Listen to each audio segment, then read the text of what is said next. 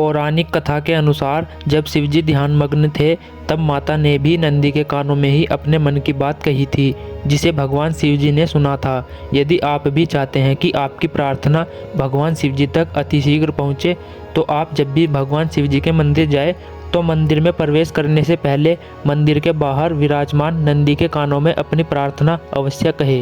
नमस्कार दोस्तों, हार्दिक स्वागत है आप सभी का हमारे चैनल सनातनी दिव्य ज्ञान में। अगर आप हमारे चैनल पर नए हैं तो चैनल को सब्सक्राइब कर ले। दोस्तों, श्री ब्रह्मा विष्णु महेश तीनों ही देवों में महादेव ही ऐसे हैं जो अपने भक्तों की मनोकामनाएं अतिशीघ्र पूर्ण करते हैं।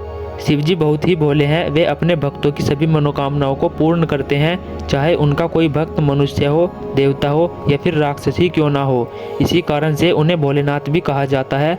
भगवान भोलेनाथ को जाप तप और भक्ति से प्रसन्न किया जा सकता है, परंतु कई भक्त ऐसे भी हैं जो वर्षों से भोलेनाथ को जाप तप और भक्ति से प्रसन्न करने का प्रयत्न करते आ रहे हैं, परंतु भोलेनाथ तक उनके मन की बात नहीं पहुंच रही। दोस्तों, जहां एक ओर भगवान विष्णु को संसार का रचयिता कहा जाता है, वहीं दूसरी ओर भगवान शिव संहारक के रूप में प्रसिद्ध है।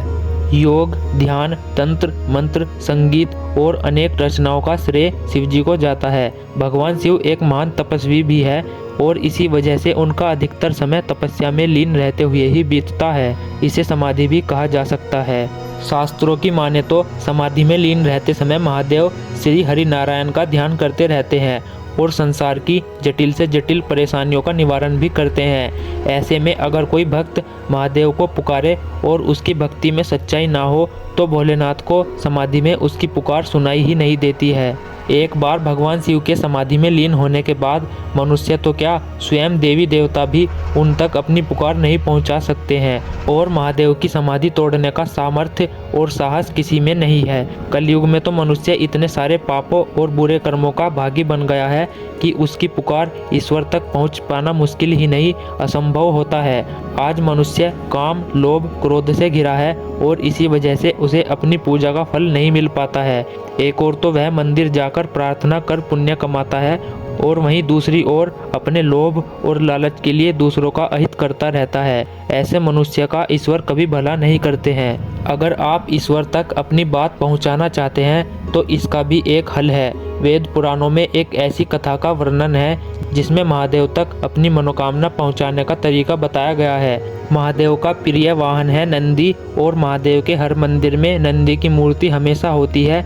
नंदी न केवल महादेव के वाहन है बल्कि उनके परम भक्त भी है। जब भी महादेव समाधि में लीन होते हैं तो जो भी होता है, नंदी महाराज महादेव के समाधि से उठते ही उन्हें सब जानकारी देते हैं। जब महादेव समाधि में लीन होते हैं तो ऐसे में आपकी पुकार उन तक नहीं पहुंच सकती है, लेकिन एक छोटा सा उपाय कर आप अपनी बात महादेव तक पहुंचा सकते हैं। जब भी महादेव के मंदिर जाए तो अपनी प्रार्थना करते समय नंदी महाराज के पीछे खड़े हो ताकि आपकी मनोकामना वो भी सुन सके।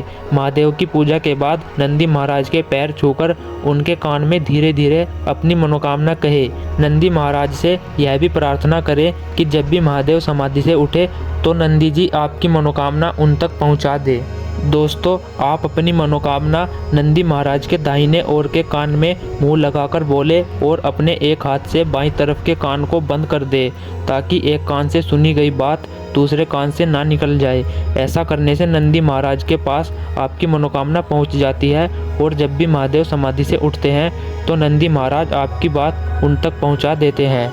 दोस्तों, इस प्रकार आप अपनी प्रार्थना भगवान शिव तक पहुंचा सकते हैं। तो चलिए दोस्तों, आज के लिए इतना ही। वीडियो अच्छी लगी हो तो वीडियो को एक लाइक करके हमारे चैनल को सब्सक्राइब जरूर करें। ओम नमः शिवाय।